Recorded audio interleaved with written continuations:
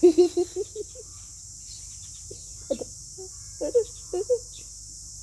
đầu ngu đâu, cái đầu ngu đâu, cái đầu ngu nè, cái đầu ngu nè.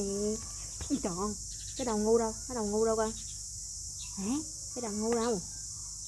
Cái đầu ngu đâu? Đầu ngu nè, đầu ngu đâu, đầu ngu đâu? Hả? Đầu ngu đâu, chỉ mẹ coi.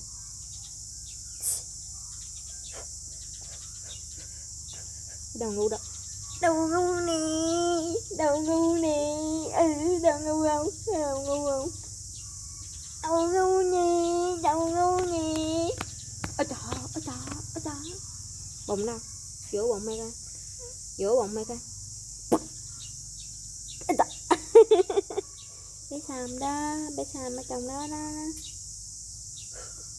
Bé Sam nào? Ơ ta, sao dễ? Ơ ta. Chào chào bé chào chào bé chào chào bé chào chào. Chào chào bé chào chào bé chào. Ôi trời. Ôi trời. Ôi chú. Ôi chú. Bé Sam đâu? Vỗ tay hả? Vỗ tay. Vỗ tay.